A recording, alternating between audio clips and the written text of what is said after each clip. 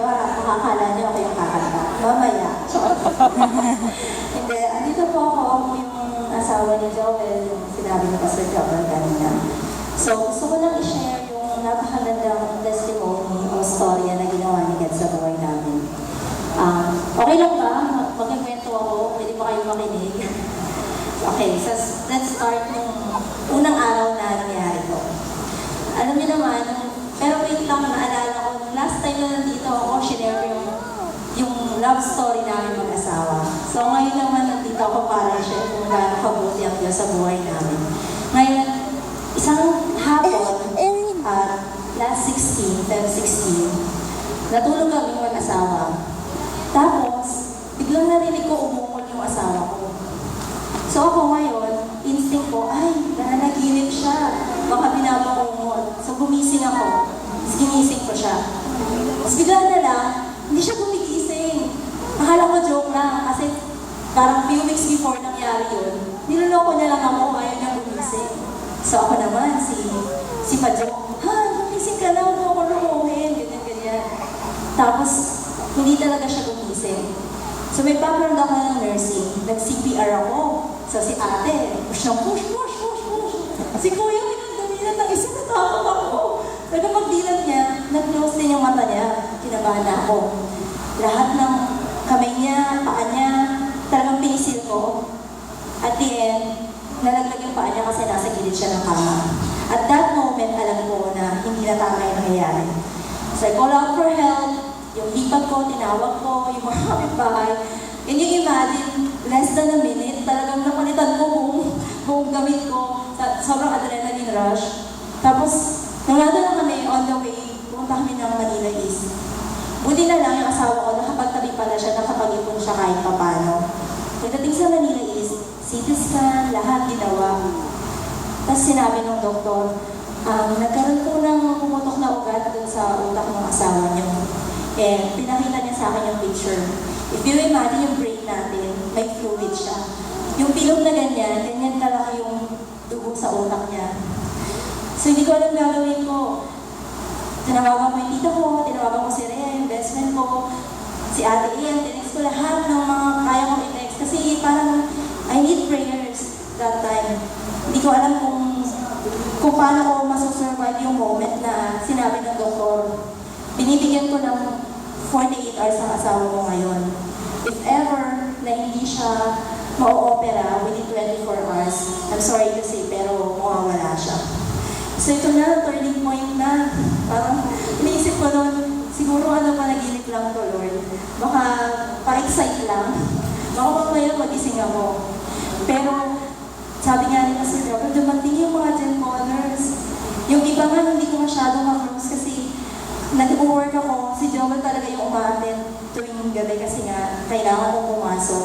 So nakita ko, ang dami pa ng kaibigan ni Joel. Parang hindi ako aware. So kaya paano?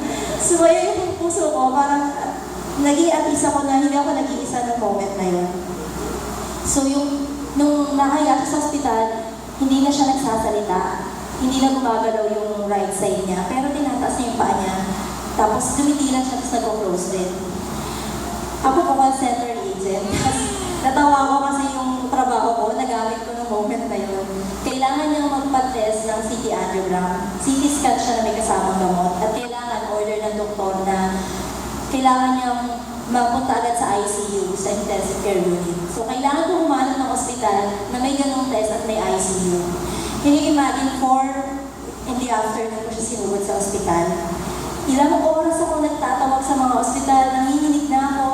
Sabi ng isa, ma'am, pang 16 kayo sa ICU. So, kwenta agad ako. Kahit sabi mo isang oras lang ang isang pasyente sa ICU, which is not possible. Mapapatayan ako ng pasyente. So, ngayon, kinakabahan ako, may pera ako, may card ako, pero wala akong mapuntahan. Dumating yung mga pastors natin, nag-pray kami. Alam niyo ba, pagpunta namin kay Joel, tumitig siya ng matagal kay Pastor Sam. As in, sobrang tagal na nanginig talaga ako. Ito na ba yung end? Parang gano'n. Dapat ako yung tignan. Parang gano'n yung iniisip ko, di ba? Pero, sa gulat ko talaga, sabi ko, Pastor, first time niya yung ginawa. So, nag-pray ulit. Pinag-pray over siya. 1 a.m. aalis ng Manila East.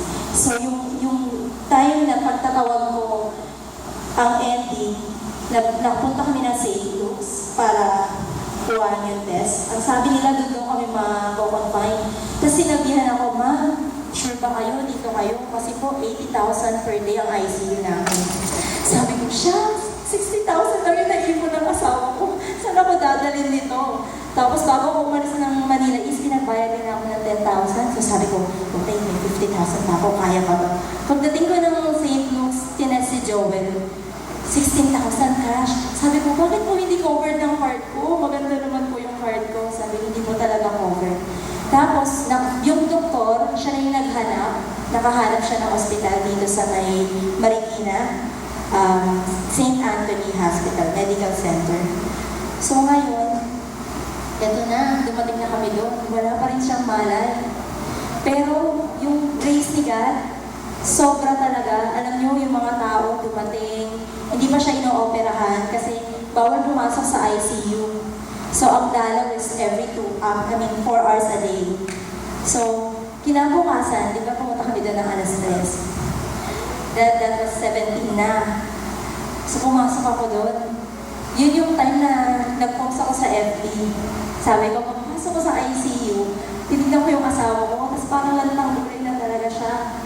Then, I pray talaga. Sabi ko, Lord, alam ko na hinayaan yung mangyari yung mga bagay na to, hindi para mapahamak or mahirapan kami.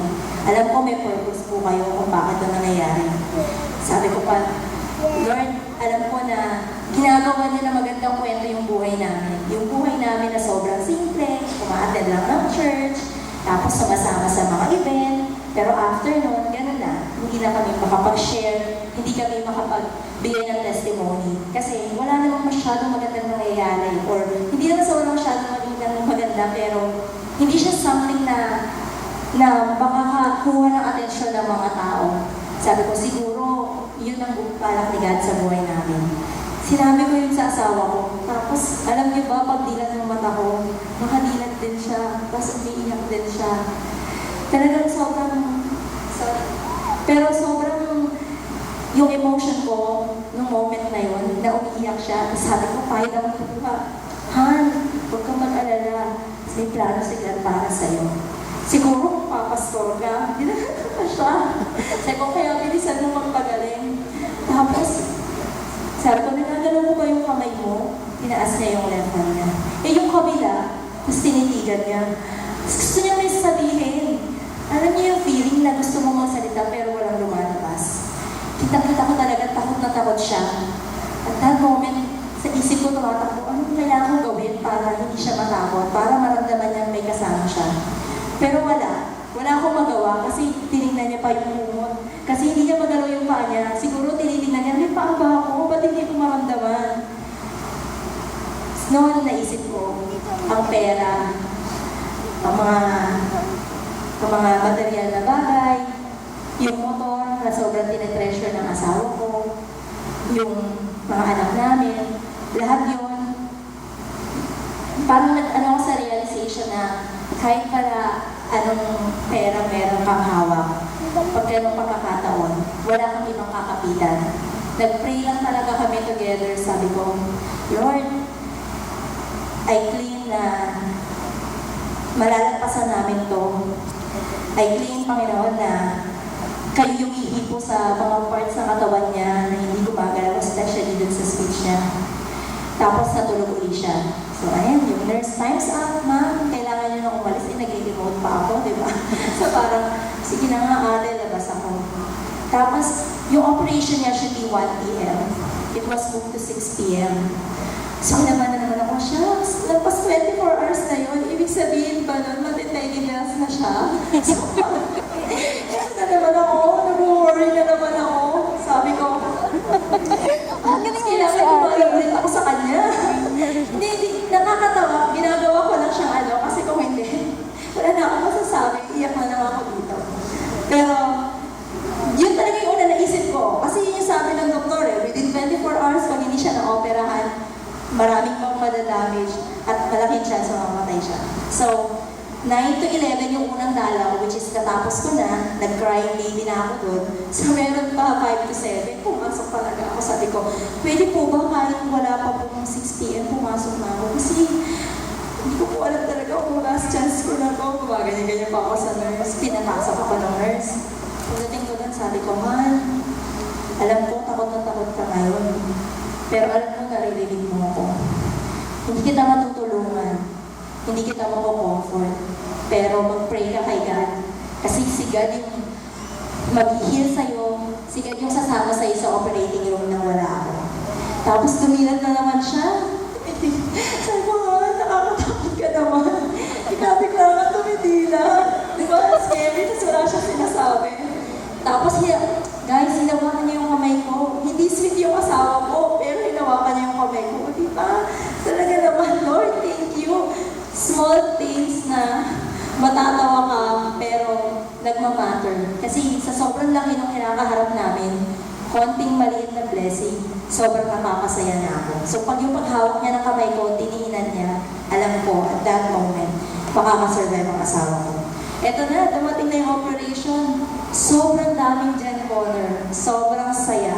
Na tipong nagtatawanan habang naghihintay ng matapos ang operasyon. Kinakabahan kami, pero nandun yung presence ni God. Kaya alam ko na noon pa lang, nagsiselebrate kami kasi alam ko magiging successful ang operation. Eto na ngayon.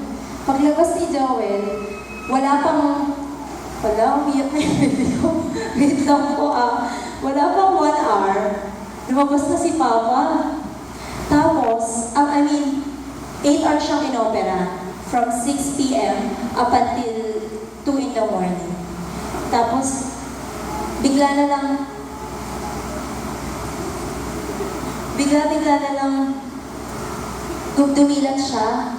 Wala pang 1 hour pagkatapos ng operasyon niya. So, di ba, praise God, na talaga naman, hindi namin inaasahan ang sabi nila, pwede daw makoma, pero wala pang 1 hour, talagang dumilat siya para sa ating lahat. So, pwede po ba palakpakan natin si God dahil sa napakagandang blessing na bigyan niya. Hindi ko nagtatapos ang napakagandang kwento namin at napakahaba, pasensya na po kayo. Pero, eto na, realization na. Tapos na ang operasyon. Alam niyo naman ang susunod dyan, bayaran na ng bills. Hindi pa rin nakakapagsalita si Joel, hindi pa rin nakakagalaw yung right side niya. Pero alam ko, sobrang aware siya sa mga nangyayari. Sabi ng doktor sa akin, mura lang po ako, bibigyan ko kayo ng malaking discount. So, yung mga nagpunta, yung service ng English service, Tagalog, tsaka GenCon, grabe ang daming na-raise, family niya, family ko. Nakakamap kami ng 120,000 pesos. And then after nun, pagkakuha namin ng 120, sabi ko, talagang, eto na, makakabayad na kami sa ospital kasi i-cover yung card ko. One amazing thing na ginawa ni God, yung sakit daw ni Joel is init na sa kanya, nasa kanya na pagkabata niya. Hindi siya cause ng stroke or kahit na ano. So yung card ko, ang i-cover lang niya is 50,000 pesos. So yung bill namin, running bill is 90s, 80, ganyan na. Kinakabahan na ako. 50,000, tapos magkano na lang yung hawak ko. Umuhos yung mga tao. Tapos nakakamap kami ng 120K. Tapos katulad niya nasabi ko kanina, oh Lord, sobrang thank you, nagre-rejoice na ako. Tapos, eto na, anniversary na namin. Di ba, ang sweet? Dapat may staycation kami sa Lancaster. Hindi ko alam kung saan yun, guys, pero mukhang sosyal, di ba? First time namin mag-hotel mag-asawa. But, all of a sudden, dahil nga nangyari yun, hindi siya natuloy. So ngayon, niloko ko siya. Kasi dumating yung mga tita ko, mga pinsan ko, mga Gen Honor. Sabi ko, Han, ang sweet-sweet mo talaga. Tapos nakatingin lang siya. Sabi ko, hindi na tuloy yung staycation natin. Pero may staycation tayo sa hospital at mas maraming tao. O diba, praise the Lord. Kasama ko pa rin ang asawa ko ng moment na yun. We're celebrating 7 years of marriage. Pero 8 years na kami kasama. So, talaga namang pinag-pray ko lang na, Lord, napakabuti mo. Kasi may mga bagay akong plinano. May mga bagay akong inaasahan. Pero siguro sabi mo, I will take control. Hindi ko hahayaan yung mapasaya ka ng mga simpleng bagay lang. Bibigyan kita ng mas overwhelming na mas nakakasayang bagay. So yun, doon kami na-celebrate ng anniversary namin. Ngayon, biglang dumating yung doktor. Sabi niya, lalabas na kayo. Sabi ko, magkano po yung PF nyo? Hindi niya sinabi. Nasumunta siya sa nurse station. Ngayon, pagdating ko dun sa room namin, dumating yung nurse. Alam niyo ba, sabi ng nurse, ma'am, 325,000 po yung PF ng doktor. Ito na, drama queen na naman ako. Ha? Ano pong nangyari? 325,000. Tapos naririnig pa ng asawa ko. Sa isip-isip ko, parang wala nang way para makalabas kami bukas. Parang saan ako hanap na ganun kalaking pera, eh parang wala nang 50,000 yung pera ko, di ba? Pero marami nagbigay sa may 120k ako. Alam niyo ba, by God's grace, yung doktor, sinabi niya dun sa history na wala daw siya nakita na congenital na sakit.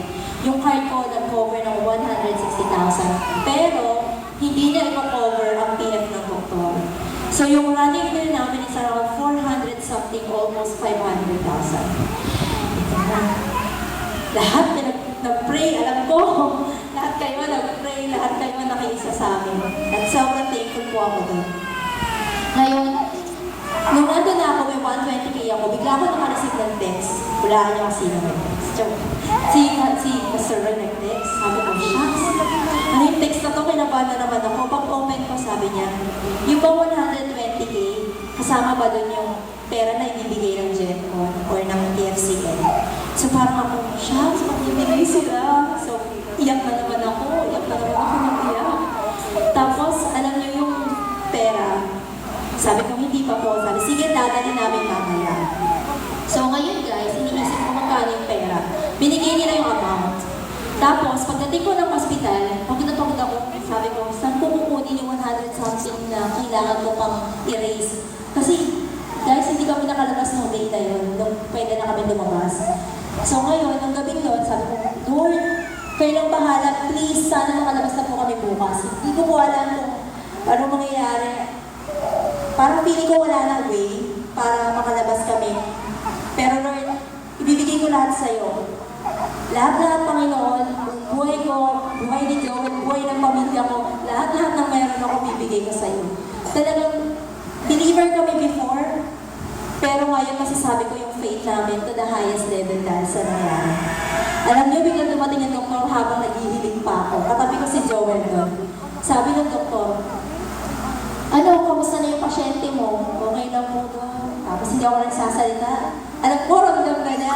Ang ibig ko sabihin, hindi po kami makalabas kasi wala po kami pera. So, sabi niya sa akin, 150 pala yung bigay ng main surgeon nyo. Pero 250 yung PF niya. So, may 100,000 kayo na diniscount niya. Yung anesthesiologist niyo pala, 150,000, ginawang 75. So, ilan na yun? Sabi niya, ako, 200 talaga ako. Pero binigay ko ng 100. Tapos tahimik ako. Sabi ko, oo nga po, 325,000. Bigla na sinabi, Joel, sige, hindi na ako magpapabayad. 225,000 na lang. Praise the Lord talaga. Alam mo, feeling na, binigay namin lahat, sinurrender ko lahat. Tapos, instant, andito na yung blessing. So, tuwing naaalala ko siya, iniisip ko, ano yung nagawa ko na kabutihan para bigyan ako ng ganong blessing. Siguro yung ibang tao na nagkakasakit yung isip nila, ang malas-malas namin, or bakit gano'n sa dami ng tao kami nagkagantong. Sa mga edad natin, ang problema natin, love life, di ba? Alam niya yan, alam ko yan. Bakit gano'n? Maganda naman ako, wala nang liligaw sa akin. O kaya naman, bakit gano'n? Hindi niya ako type, pero type na type ko siya. Ang dami nating problema. Pero hindi naman talaga siya totoong problema. Pero dinadagdag natin. Yun ang naging pinaka-lesson sa akin ni God. Simula ngayon, share. Hindi mo na kailangan problemahin ang trabaho mo. Hindi mo na kailangan problemahin kung mauubusan ka na ng pera. Kasi I will provide. I will make a way. Alam niyo ba, mati-mati siya talaga si God. Sabi nga ni Rhea, 120,000 ang naipon ko. 105 ang bigay ng TFC. And praise the Lord!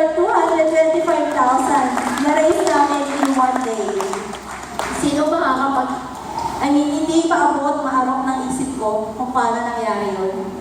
Pero si God lang talaga ang nag-provide sa aming pamilya. So ngayon, guys, feeling ko ka-achieve ito. Hindi ako umiyak ng sobra. Yun ang pinapray ko kay Lord, na sana wag ako mumalhal para maintindihan niyo yung gusto kong iparating.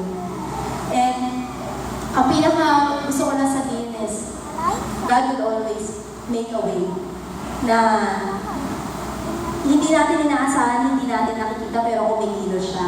Alam niyo, hindi naman ako umalis ng hospital eh. Hindi naman ako nagbahay-bahay para manlimos. Pero dumating sa akin yung blessing. So, ibig sabihin, pag natiwala ka kay God, hindi mo kailangan problema. Sabi nga nila, pag daw si God ang number 1 sa buhay mo, you don't have to worry. Wala daw dapat worries. Wala daw dapat mag-aalala. So, ngayon, si Jovan sa totoo lang, hindi pa siya nakapagsalita. Hindi pa rin nagagalaw yung kamay niya. Para pa rin siyang baby. Nagpa-pampers, pinapakain, and all. Kung tatanungin niyo ako ngayon, hindi ko alam kung gagawin siya sa therapy. Hindi ko rin alam kung makakalakad o makakapagsalita siya ulit. Pero one thing is for sure, yung ginawa niya sa buhay namin is real testimony. Nahihipong sa bawat isa sa amin. Maraming nagchat-chat, mga hindi ko kilala na nakakita lang ng post na sinabi na nag-bless ako sa story niyong mag-asawa. May pinoproblema ako pero na-realize ko sobrang late lang pala ng problema ko kaysa sa kinaharap ng ibang tao. Which is true, di ba? Madami natin problema tapos lagi tayong beast mode pero wala naman pala yung problema natin. Sobrang late. Kasi God is bigger than all our problems. So guys, ngayon, sabi ko dati sa CG ko, kay Ate Ian, tsaka kay Larrea, kakanta ako sa Jepon. Sabi ko, kakanta ako. Tapos sinagtatawa na nila ako. Bakit paano makakanta? Hindi ka naman kasali sa music. Sumali na sa hindi. Basta si God gagawa ng paraan, alam ko kakanta. Sabi ko kanina, pag ako umiyak, hindi ako kakanta. Umiyak ba ako, guys? Umiyak ako, di ba? Hindi ba? Grabe. Gusto niyo ako marinig kumanta. Ganyan dapat ang problema, guys. Tinatawanan. Sabi ko kay Joel kanina bago ko umalis, Han, magka-testimony ako. Sabi sa akin, kakanta ako. Sabi niya. Pero, hindi ito para sa inyo. This is for God. Kaya sabi ko sa sarili ko, binubulungan ako na kantahin to kasi may naghihilot kay Joel. Tapos, may kinakanta ko na tong kanta na to. Ewan ko kung alam niyo yung God will make a way. Yun yung kanina ko pa sinasabi. Kakanta talaga ako. Nagdagawa sa sarili niyo. Bakit yan naman? Tapos, nung naghihilot yung nagmamasahe kay Joel, biglang sinabi niya sa akin, God works in ways we cannot see. He will make a way for you. Siya, sabi ko, kakanta nga talaga ako. So God, thank you po sa lahat ng blessings sa pamilya ko. Hindi ko alam kung gagaling si Joel o hindi, pero kayo na pong bahala. Alam ko, lahat kayo may mapupulot na aral. Pero ang pinaka-importante, pag nagtiwala tayo kay God, hindi niya tayo pababayaan. So, ito na pa kayo. Short lang ha. Kasi baka mag-request pa kayo guys na yun. Seryoso. So ito po yung iiwanan ko na Word of God or music sa ating lahat. He will make a way when there seems to be no way. He works in ways we cannot see. He will make a way for me. He will be my guide. Hold me closely to His side. With love and strength, with each new day.